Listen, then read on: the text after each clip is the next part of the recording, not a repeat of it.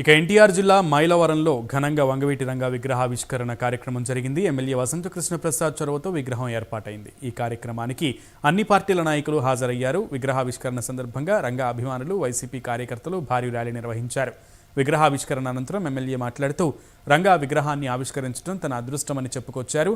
తన తండ్రికి రంగాకి మధ్య తత్సంబంధాలను ఈ సందర్భంగా ఆయన గుర్తు చేసుకున్నారు.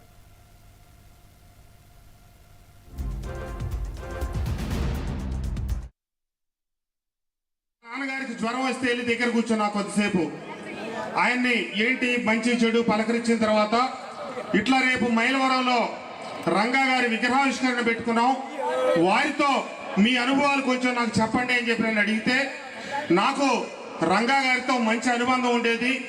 నేను 85 నుంచి 3వ పర్యాయం శాసనసభ్యుడిగా ఉన్నప్పుడు తొలిసారిగా రంగా గారి కూడా శాసనసభలో అడుగు పెట్టడం, ఆయన పలు ప్రజా సమస్యల మీద ఆ రోజు కృష్ణా జిల్లా నుంచి హోంమంత్రిగా నాన్నగారు పనిచేస్తూ ఉంటే ఎన్నో సమస్యల పరిష్కారం కోసం రంగా గారు నాన్నగారిని సంప్రదిస్తూ ఉండేవారట.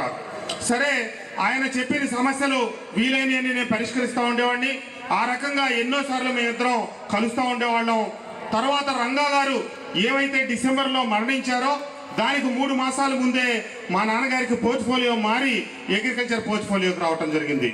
ఏమైనా 38 సంవత్సరాల వయసులో శాసనసభ్యుడిగా ఎన్నికయ్యి 41 సంవత్సరాల వయసులో మరణించినప్పటికీ 35 సంవత్సరాల తర్వాత కూడా ఈరోజు ఇంతమంది ప్రజానీకం ఆయన గుండెల్లో పెట్టుకొని రాష్ట్ర వ్యాప్తంగా తెలుగు వాళ్ళందరూ ఎక్కడున్నా కూడా గర్వించేటట్టుగా మాట్లాడుకుంటా ఉన్నారంటే అది ఆయన గొప్పతనం. 1980లో కార్పొరేటర్ అవకాశం ఇవ్వాల కాంగ్రెస్ పార్టీ, కార్పొరేటర్ కూడా అవకాశం ఇవ్వాల కాంగ్రెస్ పార్టీ. మనల్ని ఎవరు ఆపేదనే విధంగా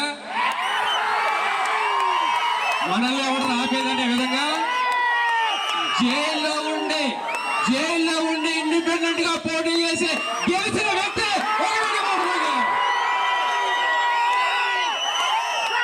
ఈ దక్షిణ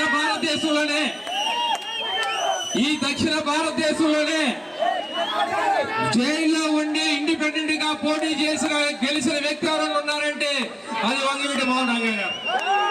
అదే ఆయన పవర్ స్టామినా. అలా 1980లో ధైర్యంగా చెప్పగలిగాడు. కానీ రంగా గారిని చెప్పిన టీడీపీ వాళ్ళని చెప్పే తమ్ము ఎందుకు లేదు? ఎందుకు లేదు?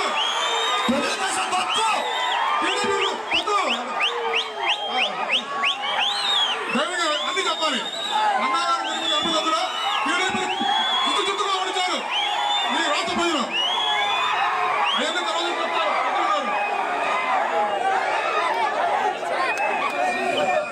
అలాగే కాపులు ఏంటి రాజ్యాధికారం రాష్ట్ర మొత్తం మాకు తెలియదు. ఈ కాన్ఫరెన్స్ లో 2 ఎంపీపీలు ఓసీ జనరల్కి వస్తే 2 ఎంపీపీలు కూడా కాపులకు ఇచ్చిన గొప్ప లక్ష్యపడి కృష్ణప్రసాద్ గారు. 4 ఎంపీపీలు 2 ఓసీలకు వస్తే 2 ఎంపీపీలు మనకే ఇచ్చారు. అలాగే నాలాంటి సామాన్య వ్యక్తికి మండల పార్టీ ప్రెసిడెంట్, ఆయాదానికి ఆస్పత్రి అభివృద్ధి కమిటీ చైర్మన్, అవకాశం లేని కానీ ఉప సర్పంచులు, సొసైటీ ప్రెసిడెంట్లు, ఎన్నో పదవులు, పార్టీ పదవులు ఏదైనా నాకు చెట్టు పువ్వు లేదు.